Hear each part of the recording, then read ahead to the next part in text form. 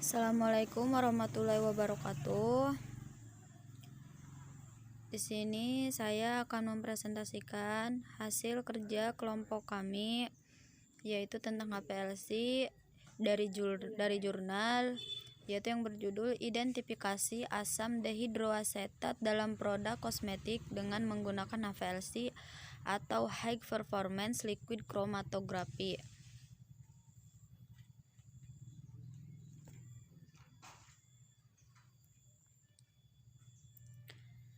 Latar belakang, kosmetik berasal dari kata Yunani atau kosmetikos yang mempunyai makna keterampilan menghias atau mengatur. Kosmetik sejak berabad-abad yang lalu sudah dikenal manusia dan baru-baru pada abad ke-19 mendapat perhatian khusus, yaitu selain untuk kecantikan juga mempunyai fungsi untuk kesehatan.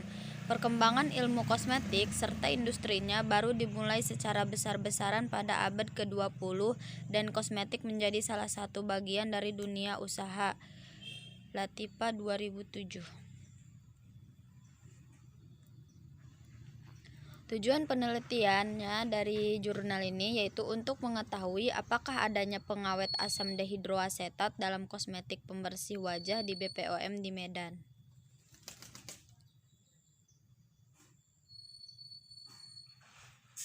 Kajian teorinya, asam dihidroasetat merupakan senyawa asam organik yang memiliki beberapa aplikasi industri yang memiliki sifat tidak berbau, berwarna putih, hampir tidak larut dalam air dan cukup larut dalam kebanyakan pelarut organik. Asam dehidroasetat banyak digunakan dalam kosmetik pembersih wajah sebagai bahan pengawet. Kosmetik jenis pembersih wajah digunakan untuk mengangkat kotoran pada wajah yang larut dalam minyak dan tidak larut dalam air, seperti make up dan polusi.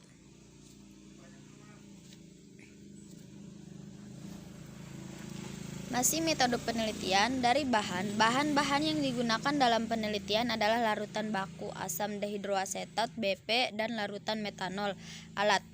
Alat yang digunakan untuk proses analisis antara lain seperangkat alat KCKT, kolom oktadesilsilana atau C18 atau 4,6 kali 250 mm.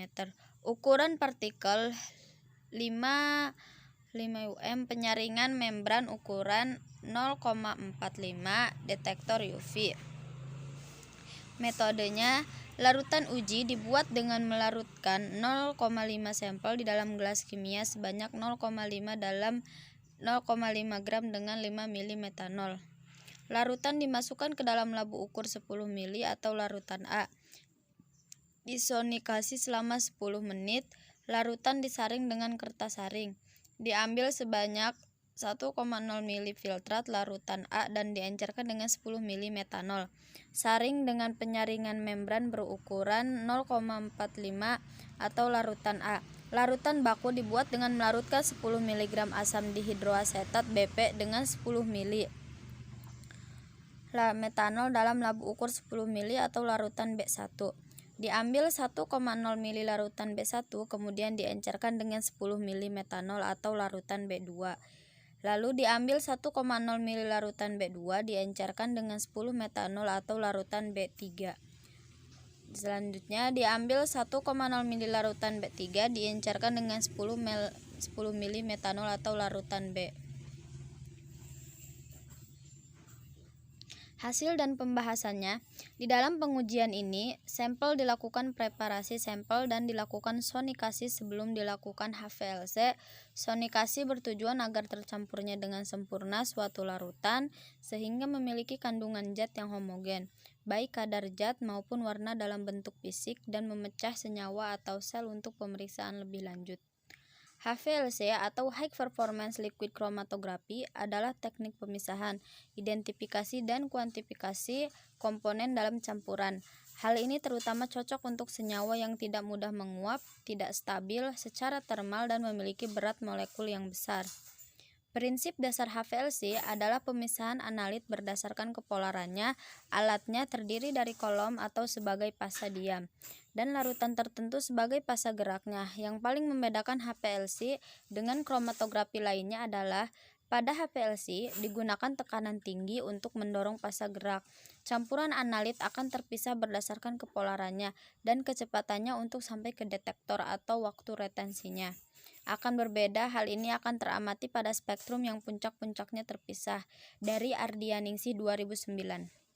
Waktu retensi atau retention time merupakan selang waktu yang diperlukan oleh analit mulai saat injeksi sampai keluar dari kolom dan sinyalnya secara maksimal ditangkap oleh detektor. Waktu retensi analit yang bertahan pada fase diam dinyatakan dengan TR atau waktu retensi. Sedangkan waktu retensi analit yang tidak tertahan pada fase diam atau sering disebut waktu retensi pelarut pengelusi dinyatakan sebagai TO atau TM atau waktu migrasi.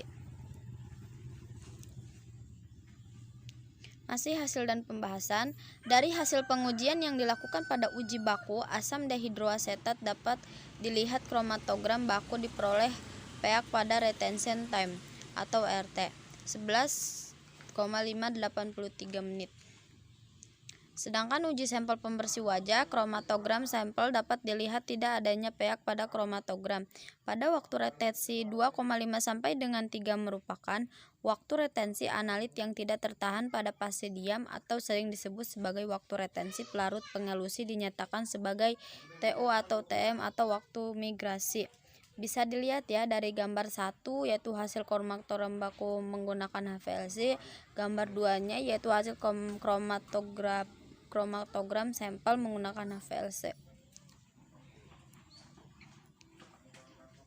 Di kesimpulannya dari presentasi tadi yaitu berdasarkan analisis data dari asam dehidroasetat terhadap kosmetik pembersih wajah di BPOM di Medan dapat disimpulkan bahwa sampel kosmetik pembersih wajah tidak mengandung asam dehidroasetat. Terima kasih. Kurang lebihnya mohon maaf. Wabillahi taufiq wal hidayah. Wassalamualaikum warahmatullahi wabarakatuh.